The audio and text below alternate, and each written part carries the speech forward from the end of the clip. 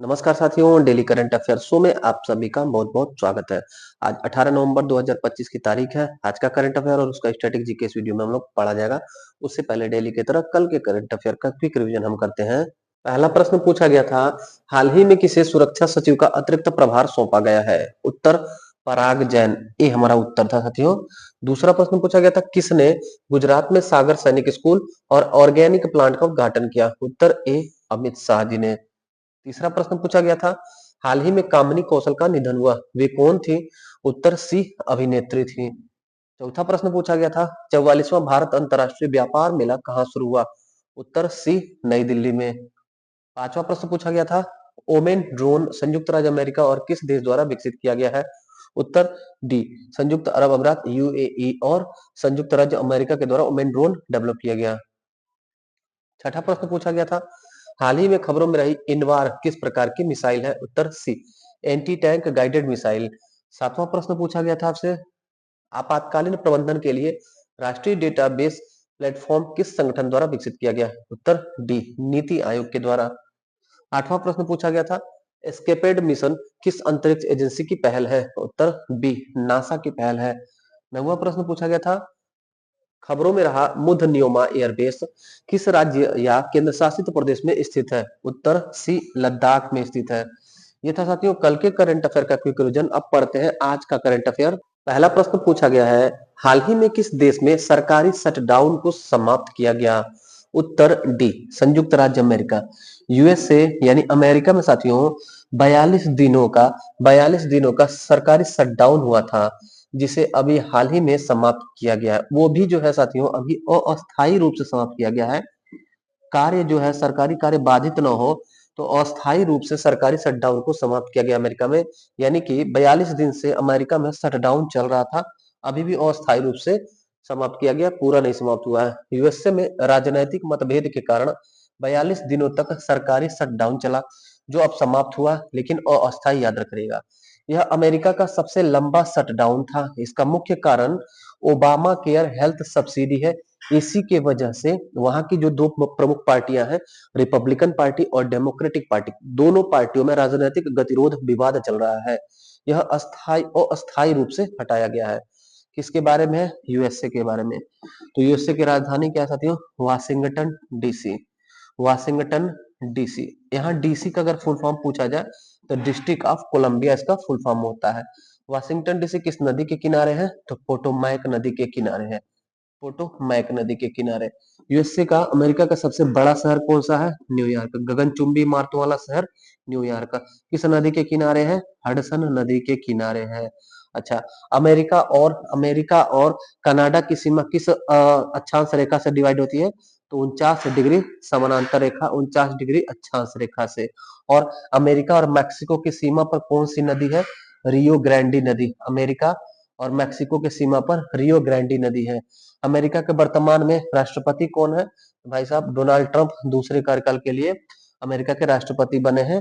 America का America का सर्वोच्च पर्वत चोटी या उत्तरी अमेरिका का सर्वोच्च पर्वत चोटी अगर पूछा जाए तो माउंट मैकिनले है। माउंट मैकिनले, या इसे पहले साथियों माउंट डेनाली कहा जाता था, फिर जो है इसका नाम माउंट मैकिनले हो गया। अमेरिका का उत्तरी अमेरिका महाद्वीप का सर्वोच्च पर्वत चोटी है। और एक बात साथियों, यूएसए जिस महाद्वीप में है उसे नॉर्थ अमेरिका कहते हैं। नॉर्थ अमेरिका यानी उत्तरी अमेरिका। उत्तरी अमेरिका महाद्वीप में एक भी देश लैंड लॉक्ड नहीं है, यानी सभी देशों का अपना समुद्री सीमा है। एकमात्र उत्तरी अमेरिका महाद्वीप जहां पर कोई भी लैंड लॉक्ड कंट्री नहीं है।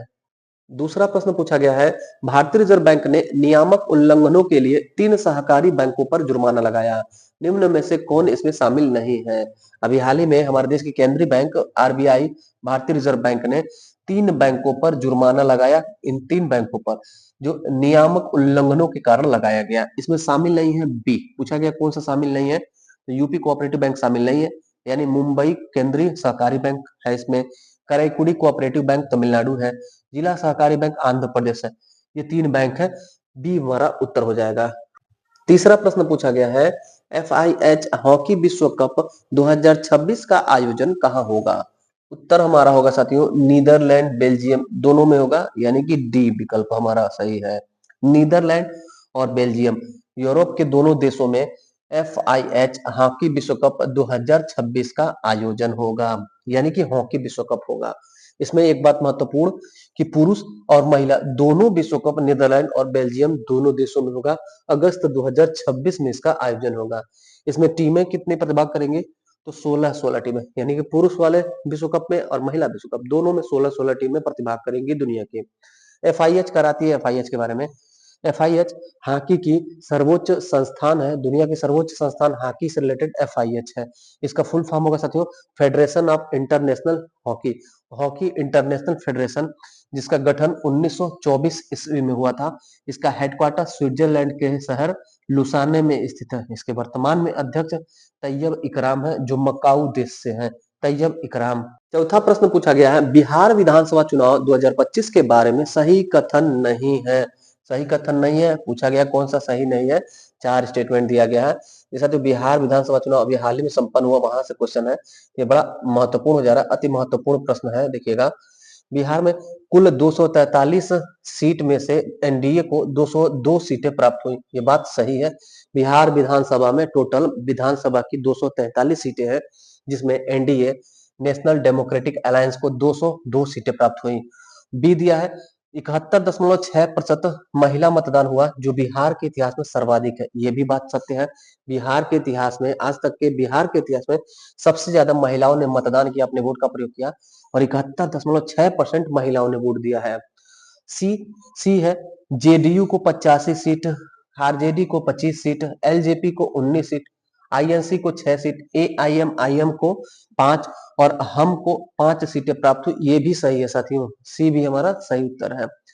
और डी दिया गया है महागठबंधन को 44 सीटें प्राप्त हुई। यही गलत है, 44 नहीं 34 सीटें प्राप्त हुई। महागठबंधन मतलब कांग्रेस कांग्रेस कांग्रेस आरजेडी और उसके जो सहयोगी दल है उनका नाम महागठबंधन था। इस महागठबंधन को टोटल 34 सीटें प्राप्त हुई साथियों। अब पूछा गया कौन सा कथन सही नहीं है, तो यही सही नहीं है, बाकी सभी सही है। तो हमारा उत्तर हो जाएगा डी। देखिएगा, हमारा उत्तर हो जाएगा डी। एक बार हम देखते हैं साथियों आंकड़ों को, बड़ा महत्वपूर्ण आंकड़ा है, एक एक आंकड़ा फैक्ट याद रखिएगा। बिहार विधानसभा में सीट 243।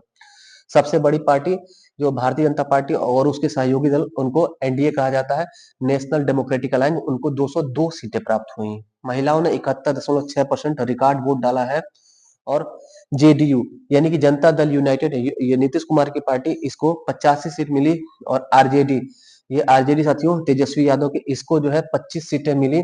और एलजेपी, ये चिराग पासवान की, इसको 19 सीटें मिली। और ये कांग्रेस, इसको 6 सीटें मिली। और एआईएम, इसको 5 सीटें मिली। ये साथियों ओवैसी की पार्टी है। और हम साथियों, ये जीतन राम मांझी की पार्टी है, इसको 5 सीटें प्राप्त हुई। यही डी हमारा उत्तर था। एक बार फोटो देख लीजिए सभी नेताओं लोग का। 6 नवंबर और 11 नवंबर को 2 चरणों में बिहार विधानसभा चुनाव हुआ। कब कब? 6 नवंबर और 11 नवंबर, 2 चरणों में बिहार विधानसभा का चुनाव हुआ। कितने चरण में? 2 चरण में।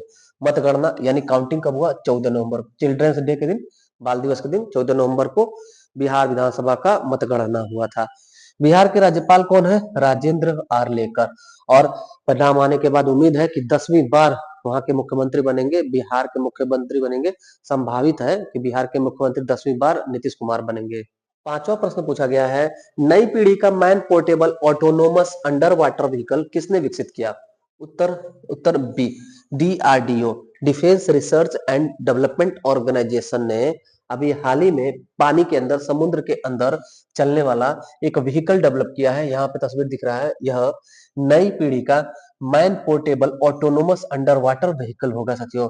डिटेल इसका देखिएगा, इसका डिटेल होगा कि डीआरडीओ ने वास्तविक समय रियल टाइम में बारूदी सुरंग जैसी वस्तुओं का पता लगाने के लिए, यानी कि पानी के अंदर, समुद्र के अंदर बारूदी सुरंग या कोई ऐसी उस तरह से रिलेटेड वस्तु है, तो उसी को खोजने के लिए, वास्तविक समय में उसको खोजने के लिए man portable autonomous under water vehicle develop किया। किसने किया? तो डीआरडीओ ने।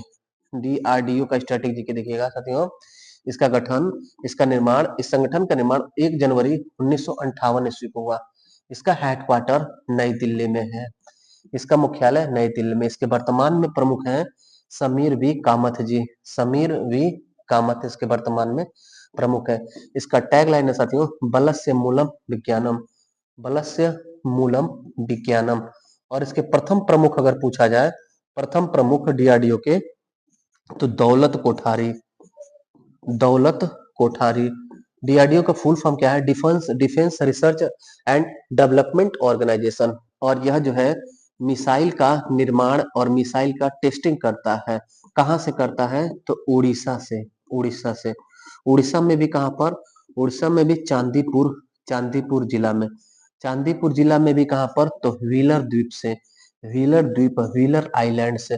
व्हीलर द्वीप का नया नाम क्या हो गया? तो एपीजे अब्दुल कलाम द्वीप। APJ Abdul Kalam, missile man APJ Abdul Kalam के नाम पर एपीजे अब्दुल कलाम द्वीप हो गया। किसका नाम? व्हीलर द्वीप का, जो उड़ीसा में चांदीपुर में स्थित है, जहां से हमारे देश की मिसाइल का टेस्टिंग किया जाता है, परीक्षण किया जाता है। छठा प्रश्न पूछा गया है, भारत दुनिया में पेटेंट फाइल में कौन से स्थान पर पहुंच गया? उत्तर होगा छठा, सी। सी हमारा उत्तर होगा। छठे स्थान पर हमारा भारत पहुंच गया। कोई भी आविष्कार होता है, उस आविष्कार पर अपना स्पेशल राइट, अपना विशेषाधिकार सुरक्षित करने के लिए, अपना विशेषाधिकार सुरक्षित करने के लिए पेटेंट कराया जाता है। पेटेंट एक्ट 1970 के अंतर्गत उस मामले में हमारा भारत दुनिया में छठे स्थान पर पहुंच गया। यानी वर्तमान समय में हमारे देश में आविष्कार बहुत तीव्र गति से हो रहे हैं। 64,000 से ज्यादा पेटेंट दाखिल करके भारत हमारा नवाचारी देशों में 6वें स्थान पर पहुंच गया। साथियों, पेटेंट एक्ट के बारे में याद रखिएगा। 1970 में पेटेंट एक्ट, 1970 में पेटेंट अधिनियम बना था, जिसका उद्देश्य है कोई भी आप आविष्कार कर रहे हैं तो उस पर अपना विशेषाधिकार सुरक्षित करने के लिए उस वस्तु का, उस जो भी चीज बनाया है आपने, उसका सर्वोच्च अधिकार आपके पास सुरक्षित रहे, विशेष अधिकार आपके पास सुरक्षित रहे। सातवां प्रश्न पूछा गया है, हेनले पासपोर्ट इंडेक्स 2025 में भारत की क्या रैंक है? उत्तर होगा बी, 85वां स्थान है। अभी हाल ही में साथियों हेनले पासपोर्ट इंडेक्स जारी किया गया है। यह बताता है कि किसी भी देश का पासपोर्ट कितना मजबूत है। पासपोर्ट क्या होता है साथियों? पासपोर्ट एक नागरिक पहचान पत्र होता है। इसके अलावा विदेशों में यात्रा करने के लिए जो सबसे जरूरी दस्तावेज होता है वो पासपोर्ट होता है। पासपोर्ट के बाद एक वीजा जारी होता है। वीजा और पासपोर्ट की मदद से विदेशों में यात्रा किया जाता है, चाहे वो टूरिस्ट वीजा हो या फिर विजिटिंग वीजा हो साथियों। लेकिन कुछ ऐसे देश हैं जिनके पासपोर्ट इतने मजबूत हैं, जिनसे बहुत ज्यादा देशों में बिना वीजा के भी यात्रा किया जा सकता है। तो उसी रैंकिंग को, उसी सूची को प्रदर्शित करता है हेनले संस्थान का ये रैंकिंग, पासपोर्ट इंडेक्स, जो अभी हाल ही में 2025 का जारी हुआ है। इसमें हमारा भारत 85वें स्थान पर है। और डिटेल एक एक फैक्ट याद रखिएगा। जारीकर्ता संस्थान है हेनले संस्थान। इसमें शीर्ष देश है, टॉप देश है सिंगापुर। सिंगापुर टॉप पर है, फर्स्ट पर है। क्यों है? क्योंकि सिंगापुर का पासपोर्ट अगर आपके पास है या सिंगापुर के लोगों के पास है, तो वो उस पासपोर्ट से 193 देशों में यात्रा कर सकते हैं बिना वीजा के। और हम हमारे भारत की बात की जाए तो 85वें स्थान पर हमारा पासपोर्ट आता है, जिससे हम 57 देशों में बिना वीजा के यात्रा कर सकते हैं। आठवां प्रश्न पूछा गया है, समुद्र में 6 किलोमीटर की गहराई में प्रयोगशाला बनाने की घोषणा किसने की? उत्तर ए, हमारा भारत।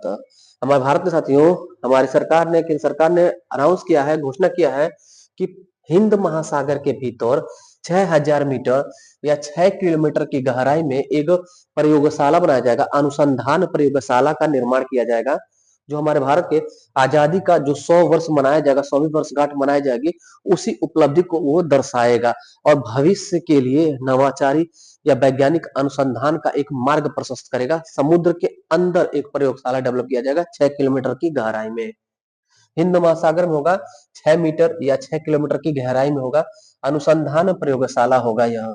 नौवां प्रश्न पूछा गया है, सूनापुर और पुरी बीच को प्रतिष्ठित अंतरराष्ट्रीय ब्लू फ्लैग प्रमाणन प्रदान हुआ, जो स्थित है?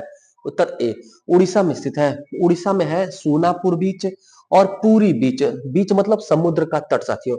ये दोनों समुद्र के तट उड़ीसा में है। चर्चा में इस नाते आ गए हैं कि इनको एक प्रतिष्ठित अंतरराष्ट्रीय ब्लू फ्लैग प्रमाण पत्र होता है, यह प्रदान किया गया।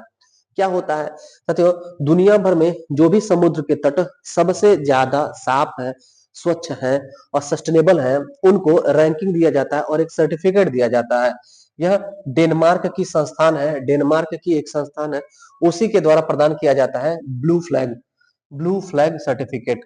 अगर यहाँ ब्लू शब्द पर हम जाएं तो ब्लू शब्द या नीला शब्द कहीं पर भी आए तो आप तुरंत, आपके माइंड में क्लिक हो जाना चाहिए वो समुद्र की बात कर रहा है। तो ब्लू फ्लैग प्रमाण पत्र अगर इसको मिल गया तो इसका मतलब यह सबसे स्वच्छ साफ सुथरा समुद्र का तट है, सूनापुर और पुरी। डिटेल और भी देखिएगा साथियों, ये सब चीजें महत्वपूर्ण हो जाती हैं।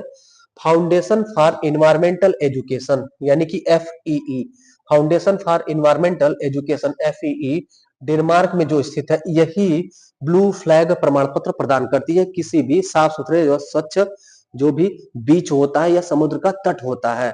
इसमें बड़ा कठोर नियम होता है साथियों, कोई भी समुद्र का तट बीच 33 कठोर मानकों से गुजरता है, उसके बाद उसको ब्लू फ्लैग प्रमाण पत्र फी संस्थान डेनमार्क प्रदान करती है। हमारे भारत में कितने ऐसे स्थल हैं?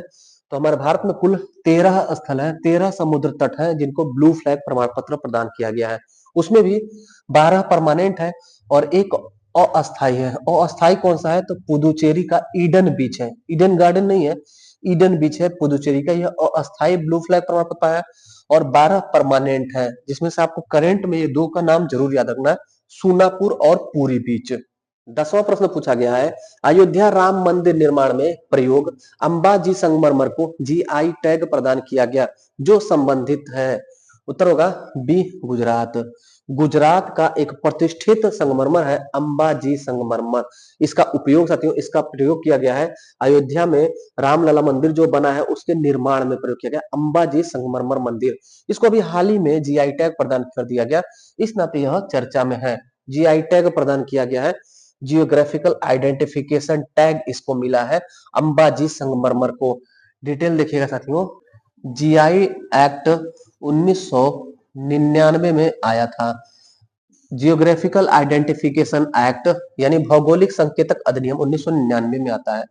2004 में पश्चिम बंगाल के दार्जिलिंग चाय को, पश्चिम बंगाल का एक चाय दार्जिलिंग चाय, इसी को सबसे पहले GI टैग प्रदान किया जाता है। भारत में सबसे पहला GI टैग किसको मिला? दार्जिलिंग चाय पश्चिम बंगाल। और यह साथियों 10 वर्ष के लिए वैलिड होता है, 10 वर्ष बाद फिर से इसको रिन्यूअल होना रहता है। और इसका रजिस्ट्रार कार्यालय चेन्नई में है साथियों। और ये भी बात कि 10,000 टारगेट है, 10,000 प्रोडक्टों का GI टैग करने का लक्ष्य है 2030 तक हमारी केंद्र सरकार का। और GI का अगर हिंदी में देखा जाए फुल फॉर्म, तो भौगोलिक संकेतक होता है। भौगोलिक संकेतक, भौगोलिक संकेतक यानी अगर अंग्रेजी फुल फॉर्म देखें तो जियोग्राफिकल आइडेंटिफिकेशन। कोई भी प्रोडक्ट है, स्थानीय प्रोडक्ट है, तो उसको क्षेत्रीय, राष्ट्रीय या अंतरराष्ट्रीय पहचान देने के लिए GI टैग उसको प्रदान किया जाता है। तो ये था साथियों आज का महत्वपूर्ण करंट अफेयर। कैसा लगा आज का क्लास? फीडबैक जरूर दीजिएगा। जो साथी पहली बार चैनल पर विजिट किए उन सभी का हृदय की गहराइयों से स्वागत है। अपने चैनल से जुड़ जाइए। वीडियो को साथियों लाइक कर दीजिएगा, वीडियो को हाइप भी कर दीजिएगा। बाकी पढ़ते रहिए, ज्ञान बढ़ाते रहिए। मिलते हैं फिर अगली क्लास में, तब तक के लिए धन्यवाद। जय हिंद।